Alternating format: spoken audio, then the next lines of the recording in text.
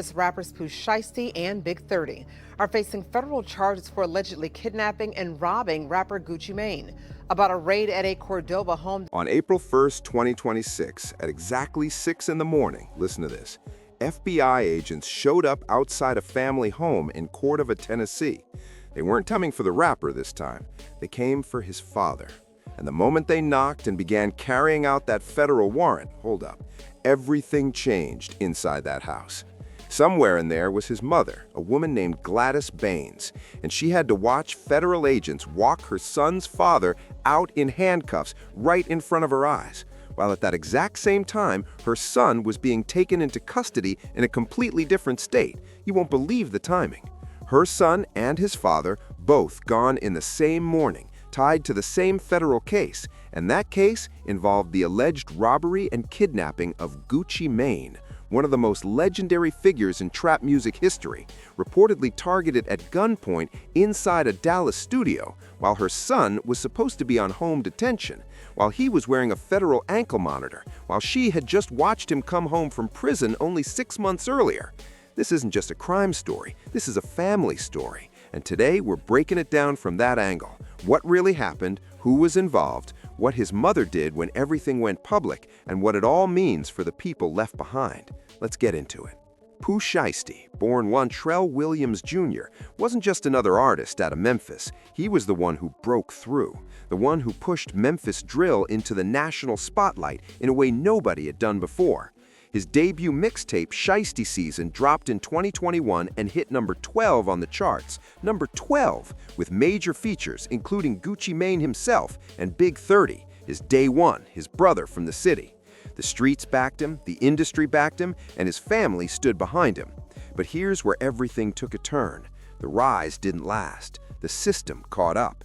And by 2022, Pooh Shiesty was sitting in federal prison on a gun conspiracy case out of Miami, facing 5 years. He came home in October 2025. New car, fan love, viral celebration all over the internet. His mother watched her son step back into freedom, thinking the worst was finally over. It wasn't, because just 3 months later, he allegedly walked into a recording studio in Dallas, Texas, with 9 people, including his own father, and did something that sent shockwaves through hip-hop, through Memphis, and most importantly, through his family. And his mother, Gladys Baines, was left behind, watching it all fall apart in real time. To really understand how everything collapsed, we have to go back, way back. Let's rewind to the beginning. Lontrell Williams Jr. grew up in Memphis, Tennessee. Memphis has always had its own identity, its own sound, its own code, its own way of moving that stands apart from the rest of the South. The same city that gave us 3-6 Mafia, the same city that built a raw street music culture the rest of the country eventually caught up to. Pooh Shiesty came out of that environment, raised by his mother, Gladys Baines. She held him down from day one, and when his music started gaining real traction, when that Gucci Mane cosign came through, when 1017 Records came calling in 2020, it looked like everything the family worked for was finally paying off.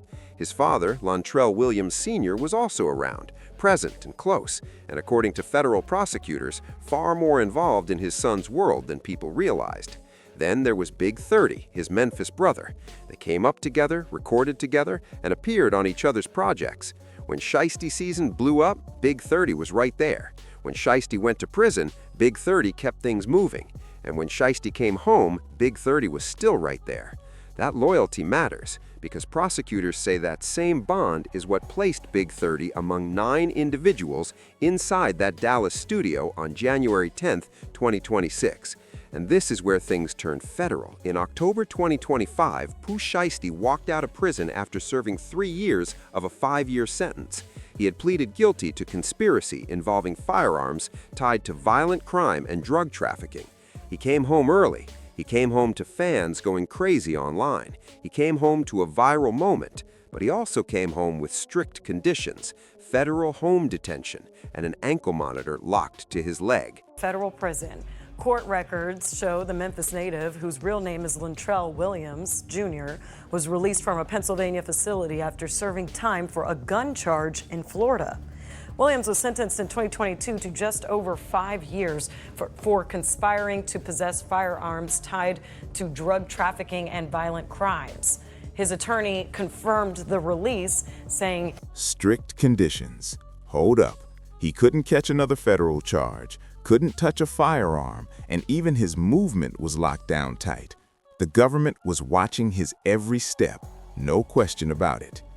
Now, according to prosecutors, somewhere in those first months back home, Pooh Shiesty started running into serious issues with his record deal.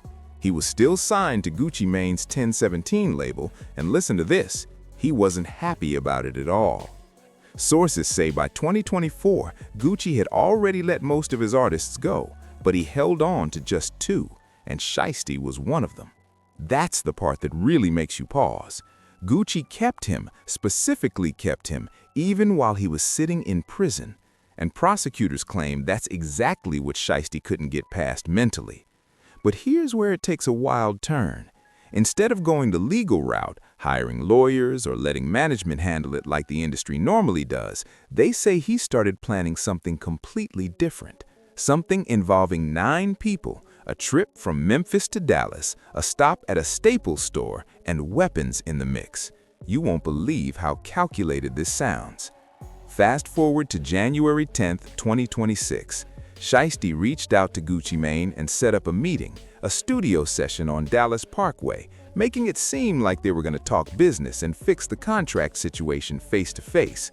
Gucci agreed and flew in from Atlanta with 2 associates, including his head of security, thinking it was a normal sit-down.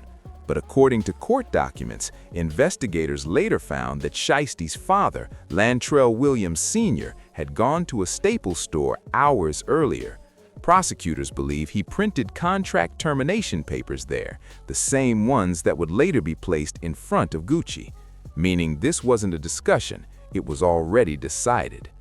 On January 10th, 2026, around 3:43 p.m., the group walked into that studio. 3 individuals entered thinking they were stepping into a professional meeting, but what prosecutors say happened next is now being called a coordinated armed takeover. Shiesty asked to speak to Gucci privately and pulled him into a recording room. Inside that room, according to the FBI, was also his own father. Shiesty placed the paperwork on the table and told Gucci to sign.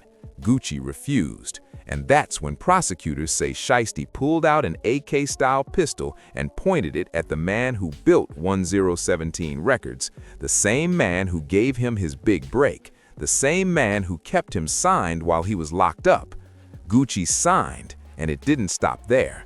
After that, prosecutors say Shiesty took his ring, his watch, his earrings, and cash, everything. Meanwhile, outside that room, the rest of the group had weapons drawn on the other 2 victims. One was forced onto a couch and stripped of valuables. The other was choked to near unconsciousness and robbed of a Rolex, a Louis Vuitton bag, AirPods, and more. And Big 30, prosecutors claim, stood at the door blocking any escape. Nobody was leaving until it was over. At one point, the victims believed they were about to be killed, right there in that studio. Eventually, they were let go, and the group left in multiple vehicles, including a Dodge Charger Hellcat registered to Shiesty's father. That same night, they checked into a Dallas hotel, and within hours, this is the crazy part, some of them were already on social media showing off the stolen items, flashing jewelry, posting Rolexes, basically handing evidence to the feds themselves. The investigation that followed was overwhelming, and what stands out the most is how much of the case came from the suspects' own actions. Within hours, social media posts were already linking them to the robbery. The ankle monitor on Shiesty placed him at the exact scene, violating his home detention. He was supposed to be at home. The feds were already tracking him in real time. License plate readers tracked the trip from Memphis to Dallas. Phone records confirmed the timeline. Rental car records tied his father to the vehicles. Surveillance cameras from the studio, nearby buildings, Staples, and the hotel captured everything.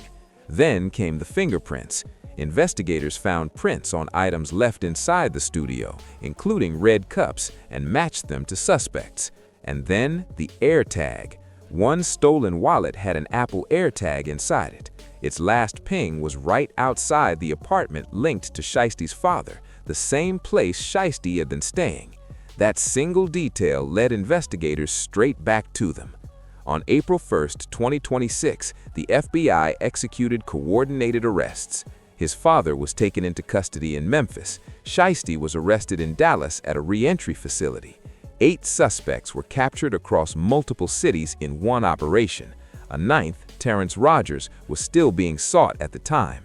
The 32-page complaint was unsealed on April 2nd, and that's when the public learned what allegedly happened to Gucci Mane.